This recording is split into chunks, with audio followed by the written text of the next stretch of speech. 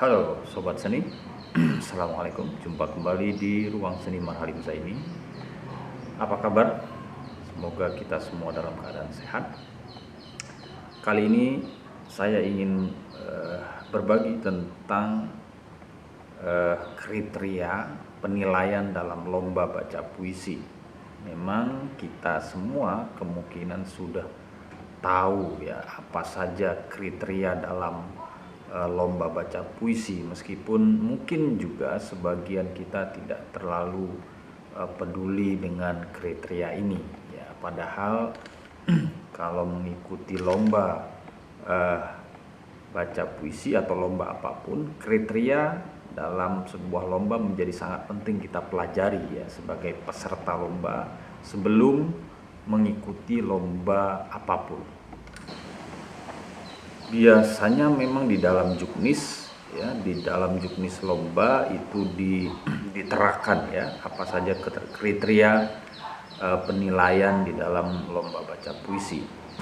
Tetapi penting juga bagi kita untuk mengetahui penjelasan dari kriteria yang ada di dalam juknis itu, sehingga kalau kita mengikuti lomba kita sudah siap dengan pertimbangan-pertimbangan dan mempersiapkan diri dengan baik sesuai dengan kriteria ya, sesuai dengan kriteria yang sudah ditentukan di dalam juknis lomba. Yang pertama biasanya adalah kriterianya tentang pemahaman ya, yang akan dinilai adalah pemahaman interpretasi dari puisi itu, puisi yang akan kita bacakan dalam lomba itu. Nah, pemahaman dan penafsiran di sini, mungkin kita bisa mengatakan bahwa tafsir sebuah puisi itu bisa banyak ya, karena dia multi tafsir ya, multi interpretable. Tetapi multi di sini bukan berarti kemudian kita bisa sangat bebas melakukan tafsir sehingga keluar ya dari dari keinginan atau pesan ya, yang ingin disampaikan oleh puisi itu sendiri.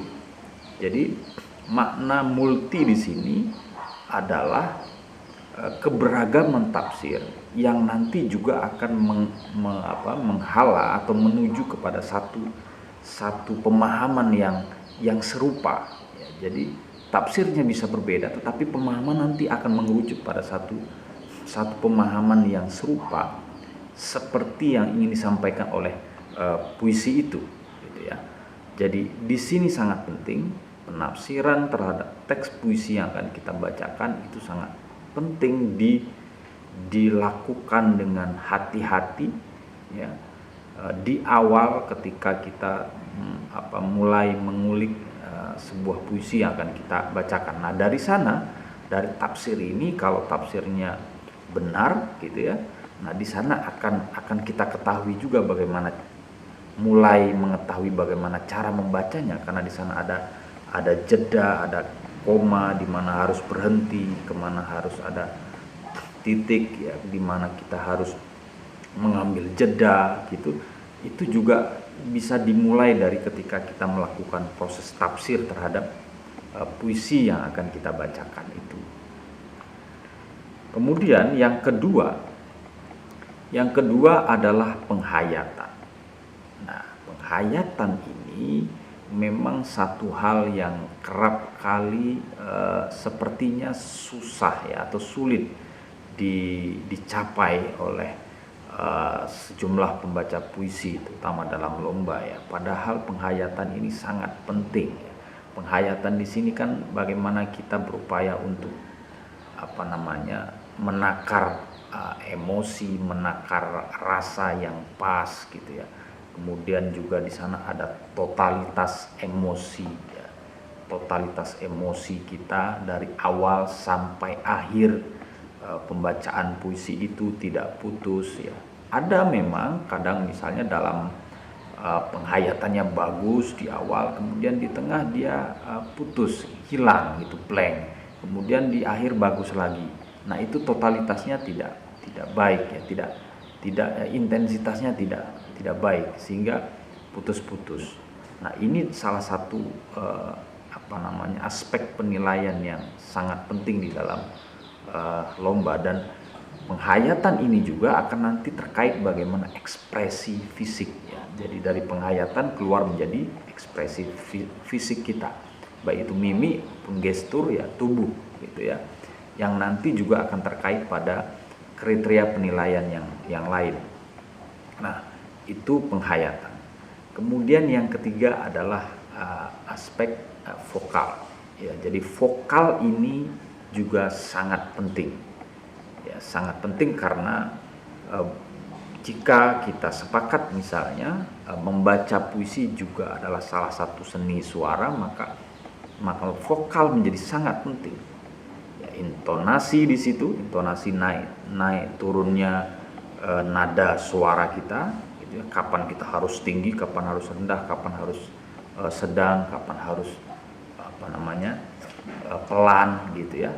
Nah, dan kemudian artikulasi, kejelasan, ketepatan mengucapkan kata ya, per kata.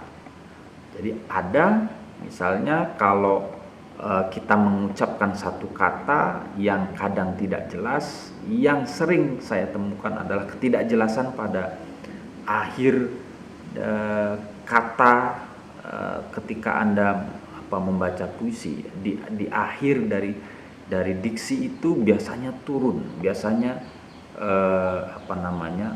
suaranya, volumenya justru lemah ya. Kerawang Bekasi, si-nya itu harus jelas, bukan Kerawang Bekas. Nah, kadang itu tidak jelas. Itu salah satu yang kadang kita lupa, bahwa penilaian itu sampai ke aspek-aspek yang seperti itu. Jadi ketepatan artikulasi, ketepatan intonasi, ketepatan pengucapan itu di dalam vokal. Kemudian aspek yang keempat, yang terakhir adalah penampilan. Ya, penampilan ini adalah keseluruhan ya. Bagaimana ada keharmonisan dari keseluruhan ekspresi, baik itu lisan kita maupun fisik kita. Jadi totality. Jadi semua yang sudah kita mulai dari pemahaman itu vokal dan kemudian penghayatan itu kita tampilkan. Nah, di sini tetapi juga ada aspek pemanggungannya. Aspek pemanggungan adalah ketika Anda berada di atas panggung, posisi Anda di atas panggung seperti apa, posisi mic seperti apa, ekspresi Anda seperti apa, itu juga harus dalam perhitungan-perhitungan yang pas gitu ya. Sehingga di sana orang melihat penampilan Anda sebagai satu pertunjukan yang utuh. Ya, pertunjukan yang utuh, total dia, mulai dari pemahaman, penghayatan, vokal sampai kepada ini. Dan di sana nanti adalah, kalau saya biasanya yang saya kejar di akhir itu adalah karakternya. Nah, karakter ini bagi saya bisa dilihat ketika di dalam aspek penampilan ini, yang di dalamnya kan keharmonisasian antara semua aspek lomba itu ya, itu bisa dilihat dari penampilan, dan karakter bisa muncul dari sana. Soal ini ya, soal kostum, soal pembawaan Anda, soal sikap Anda di atas panggung. Nah, itu di dalam penampilan itu semua dinilai ya. Saya kira empat itu yang sering digunakan kriteria di dalam lomba baca puisi. Oke, saya kira itu ya. Mungkin kalau kurang jelas Anda bisa bertanya di komentar, atau Anda punya tanggapan-tanggapan lain, silakan di komen.